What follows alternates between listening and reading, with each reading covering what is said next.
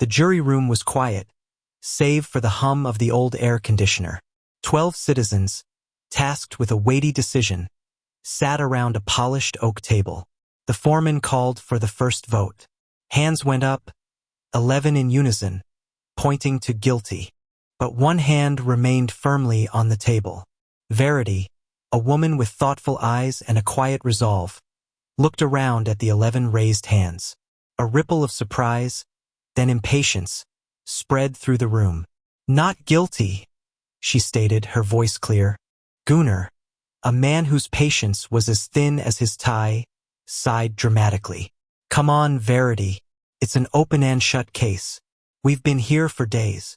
Lena, usually cheerful, frowned, tapping her pen impatiently. Verity held their gazes. "I understand, but I have doubts. The prosecution's timeline for the missing evidence. It just doesn't sit right with me. There's a gap." She pointed to a section of the evidence summary. Silas, who had been quietly observing, leaned closer to look at the document Verity indicated. He was a man who valued precision. "A gap, you say?" he murmured, his brow furrowed in thought. Verity explained her reasoning, detailing how the missing security footage could drastically alter the sequence of events. "Without that footage, we're making assumptions, not conclusions." Lena, who had been initially impatient, now looked from Verity to Silas, a flicker of uncertainty in her eyes.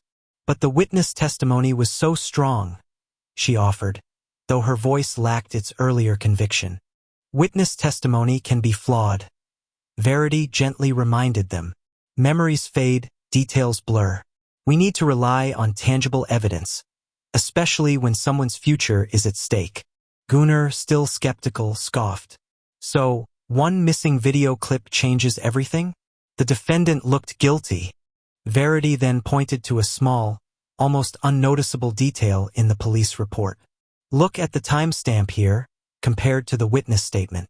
Silas leaned in, then Lena. A few more jurors started to gather around, their initial certainty now replaced by a growing unease. The small detail Verity highlighted began to unravel the prosecution's seemingly solid case.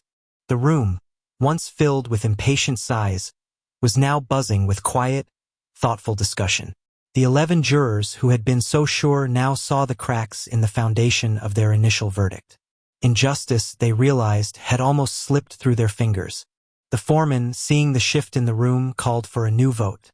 This time, the hands went up slowly, deliberately. 1, 2, 3 until all 12 hands were raised, but this time for not guilty. The verdict was delivered. The defendant, who had faced a grim future, was granted a new trial, thanks to the diligence of one juror who dared to question. Verity smiled faintly. Justice, she knew, was not always loud or dramatic. Sometimes, it was a quiet voice, a careful eye, and the courage to stand alone for what was right.